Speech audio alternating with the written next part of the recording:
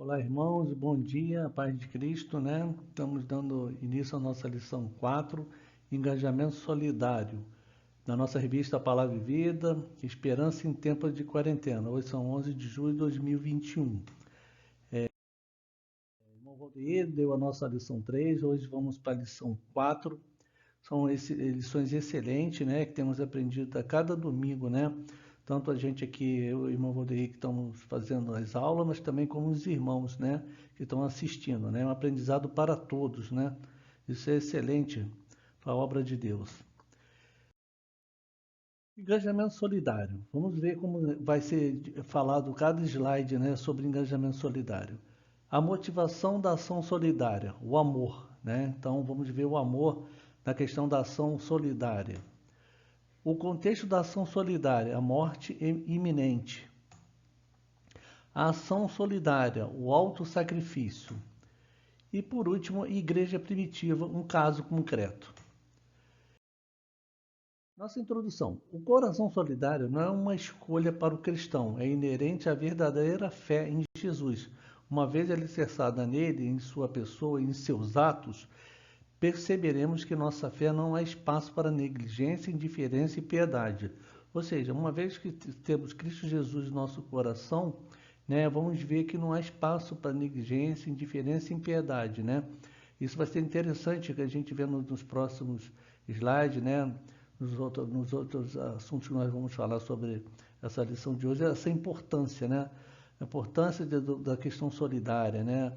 De como nós, né, como em Cristo em Jesus, podemos ajudar outras pessoas que não têm Cristo Jesus, né? Como podemos estar ajudando na fé e em outras coisas também, né? No auxílio, em todas as necessidades que sejam possíveis, que nós podemos nos ajudar. Então, essa lição é muito importante nesse ponto, né? Temos aprendido muito, né, com essas edições, né, da revista, né?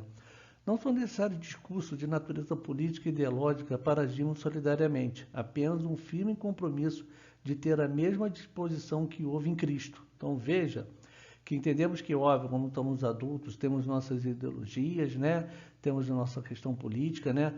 Mas aqui ele diz claramente, quando somos filhos de Deus, temos que deixar isso de lado e olharmos para Cristo. Cristo, né, é o nosso alvo, né? É a nossa é, forma de viver olhando para Cristo, né? Então, apenas um firme compromisso de ter a mesma disposição que houve em Cristo, tendo em vós o mesmo sentimento que houve em Cristo Jesus, né? Procuramos entender Jesus em seu majestoso ato solidário, o que motivou contra o que lutava, de que maneira o que fez.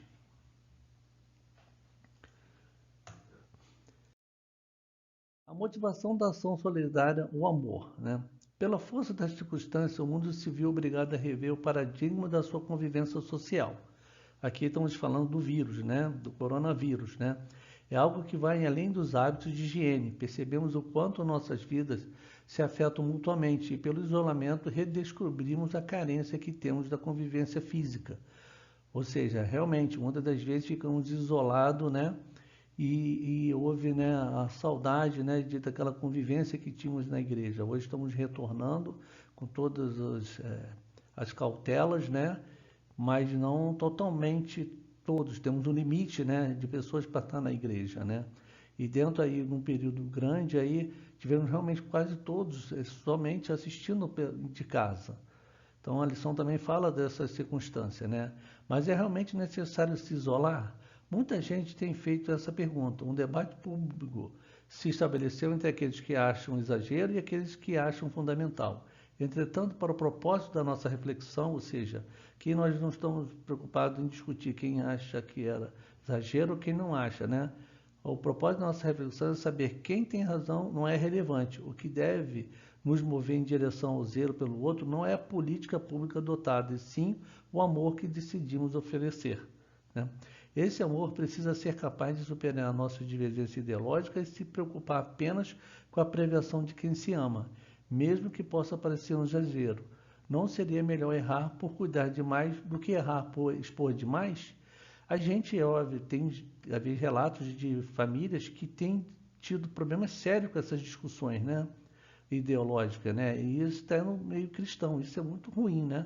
Então a lição também vem trazer esse entendimento para a gente, né. Nós temos todos, irmãos, estar apontado na palavra de Deus, independente de ideologia política. Por amor a esta humanidade caída, Jesus esvaziou-se e assumiu a forma humana, sujeitando-se a todas as dores inerentes a essa condição. Existindo em forma de Deus, não considerou o fato de ser igual a Deus algo ao que devesse se apegar, mas, pelo contrário, esvaziou a si mesmo, assumindo a forma de servo e fazendo-se semelhante aos homens. Ato extraordinário, amor inigualável, mas desejável. Esse amor nos faz desapegar do lugar de conforto para servirmos de maneira que for necessária ao bem que desejamos ao outro, né?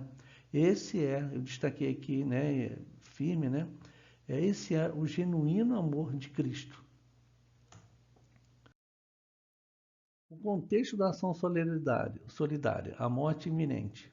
Estamos diante da proliferação em escala mundial de um vírus, sendo a reclusão para a preservação, manutenção da saúde e sobrevivência. A questão que perpassa toda a temática é a luta contra a morte pela vida, em especial aqueles a quem o vírus representa um potencial mortal ainda maior. Este é o contexto no qual estamos lidando, um esforço mundial para que haja o mínimo possível de vítimas fatais do vírus. E a gente viu, né? Quantas pessoas passam aí por esse problema do vírus, quantas pessoas perdemos aí pela questão do vírus, né? Nossa realidade espiritual é semelhante, também se trata de uma luta pela vida. O vírus do pecado contamina e condena os mais suscetíveis à morte, e todos somos parte desse grupo de risco.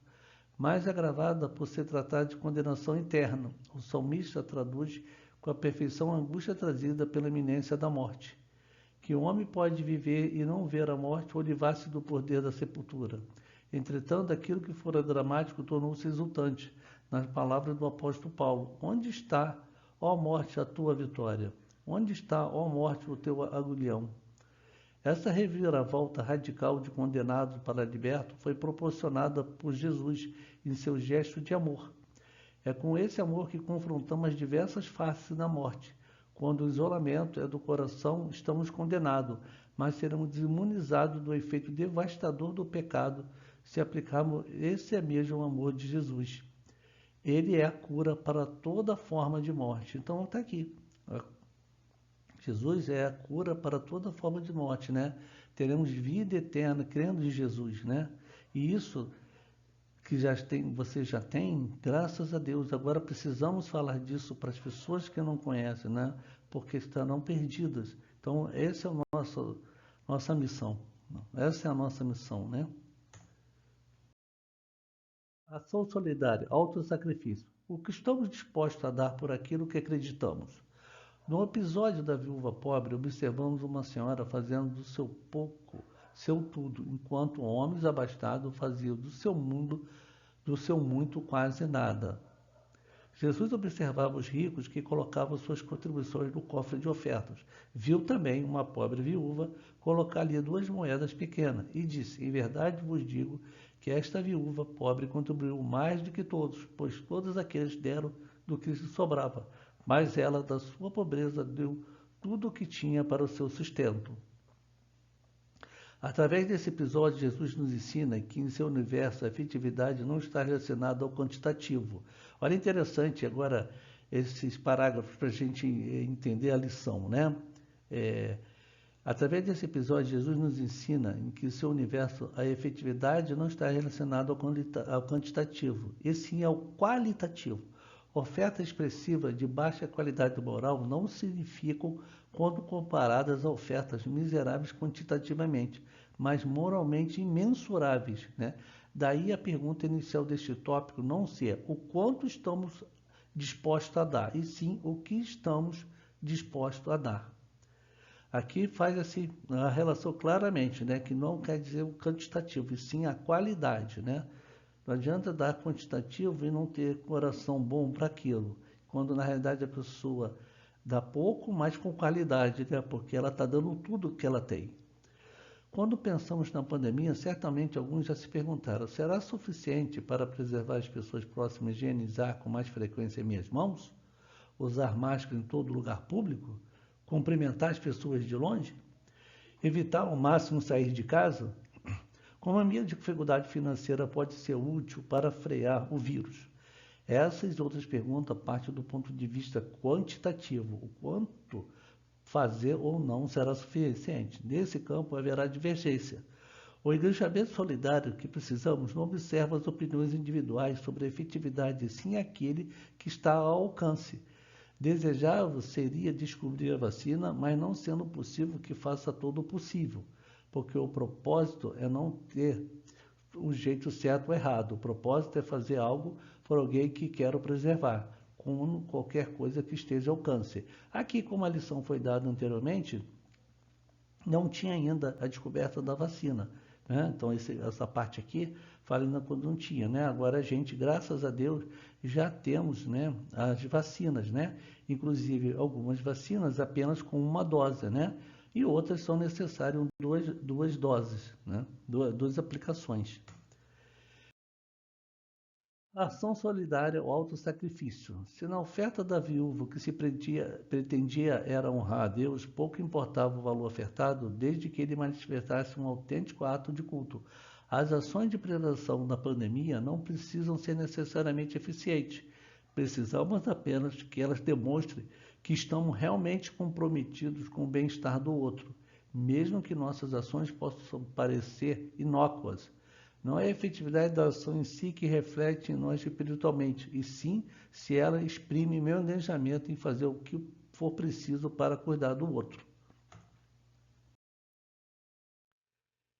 Na parte 4, que é a igreja primitiva, um caso concreto, né? Estamos descobrindo muito de nós mesmos nessa pandemia, o quanto gostamos de ficar ou sair de casa, o quanto precisamos do contato físico, o quanto nos faz falta liberdade. É muito didático para nós perceber que a saída dessa crise não depende da capacidade individual de solucionar problemas, mas no agir coletivo por um bem comum. Isto é o engajamento solidário, agir com todos pelo bem de todos, dedicando o que for possível. Isso a gente vê muito claramente na nossa igreja, né? Engajamento solidário, né? Isso a igreja tem muito forte e isso é muito importante, porque nós precisamos fazer isso, né? Nós precisamos trabalhar a palavra de Deus, né? E isso a gente vê na nossa igreja, claramente. A igreja, em sua gênese, demonstrou essa solidariedade, enganjando-se na preservação do bem, estar e da justiça, logo na sua primeira expressão coletiva. Todos os que criam estavam unidos e tinham tudo em comum. Vendiam suas propriedades e bens e o repartiam com todos, sendo a necessidade de cada um, e perseverando de comum acordo com todos os dias no templo, e partindo o pão em casa, comiam com alegria e simplicidade do coração. Em um momento de vulnerabilidade dos novos convertidos, não faltou ação coletiva para lhes suprir suas necessidades. A Igreja Solidária dava seus primeiros passos de afirmação como uma verdadeira perpétua que guiaria os homens em direção a Deus. Esse comportamento da igreja não é estanque, reproduz fielmente a ação de Jesus, que se fez como um de nós para em nosso meio agir pela salvação de todos. Cuidou de toda sorte de mazela com a mesma predisposição, sem medir esforços. Esse foi Jesus. Para pensar e agir. O amor é a força afetiva que justifica e impulsiona qualquer agir solidário. Não está nas ideias e nem nas ideologias, está no coração. A luta comum a todos nós é pela preservação da vida, contra qualquer expressão de morte. O fazer solidário ocupa-se em entregar o que estiver ao alcance, mesmo que não pareça ser o suficiente. Veja que o importante é que o fazer solidário ocupa-se em entregar o que estiver ao alcance, mesmo que não pareça suficiente, porque quantidade não garante qualidade. A igreja é o centro de fomento da solidariedade entre os seus em favor do que ainda padecem sem salvação. Como eu havia falado no slide anterior, isso a nossa igreja tem sido esse exemplo, né?